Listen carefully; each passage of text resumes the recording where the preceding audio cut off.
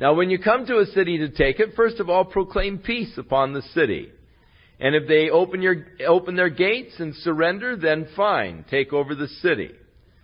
But if they fight against you, then go in, kill all the men, and leave the women and children alive, and then you can use the women and children as servants.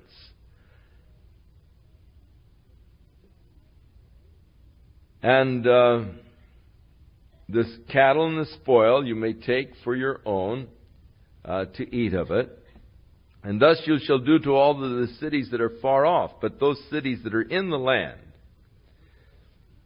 where the Hittites, the Amorites, the Canaanites, the Perizzites, and the Hivites, and the Jebusites are dwelling, then these nations you're to utterly destroy, not to make any peace treaties. You're to wipe these people out completely. That they teach you not to do after their abominations which they have done unto their gods, so should ye sin against Jehovah your God. When thou shalt besiege a city a long time, in making war against it to take it, thou shalt not destroy the trees of it. Now, the purpose of the total eradication of these nations was the horrible lascivious practices that were going on in these nations, lest they would pollute you. Now, the people did not obey the Lord in this.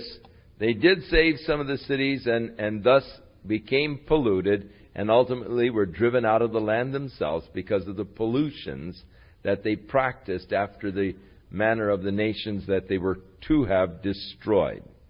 Again, you must see it from God's standpoint to understand it, because people always have difficulty when God has ordered the total eradication of a city, of a people.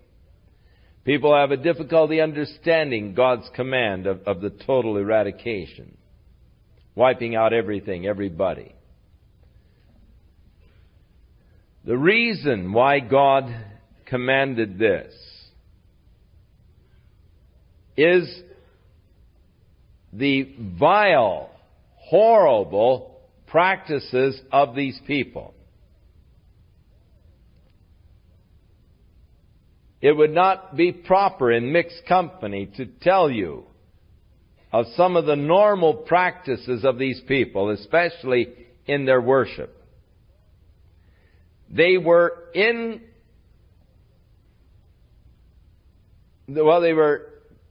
beyond help.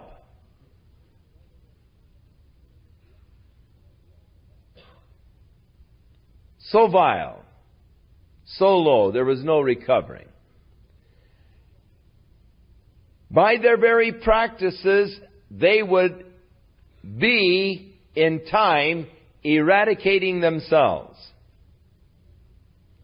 By the incestuous practices, by the bestiality, and all of these things that they were practicing, they would have soon become just a group of idiotic kind of people, and would have destroyed themselves.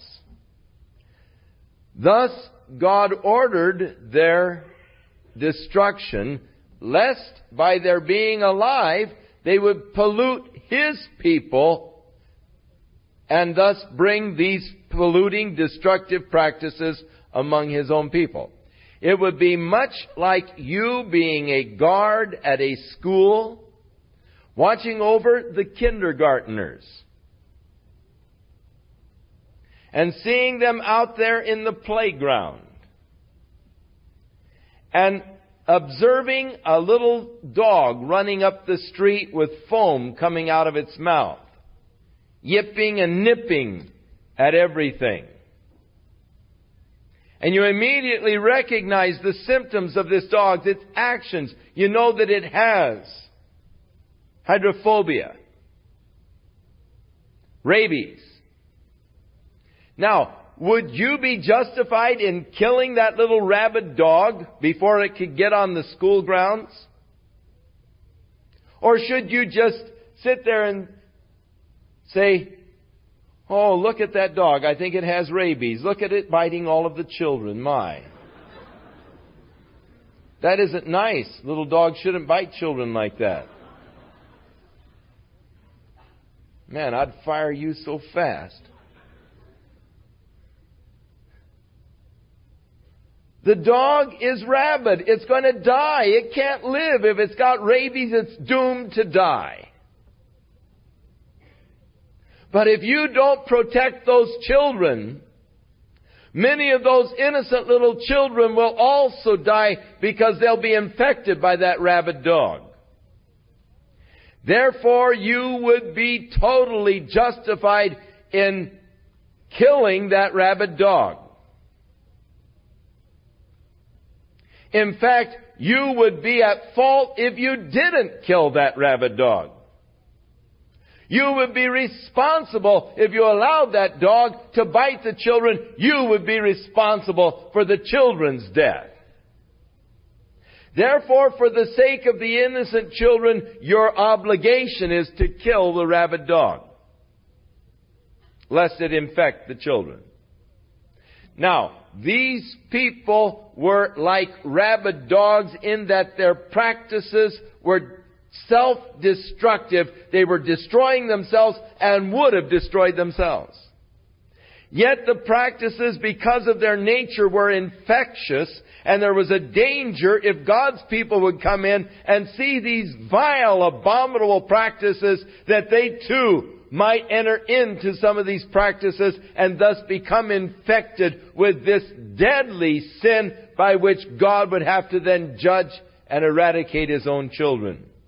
So God was seeking to protect His innocent children from these destructive practices of these people, and thus He ordered their eradication. Where the nations weren't involved so deeply, God didn't order that kind of eradication. It was only among these people where these vile, horrible practices were going on. Thus God was protecting His innocent children, trying to keep them from being infected by these deadly practices of the nations that inhabited this land.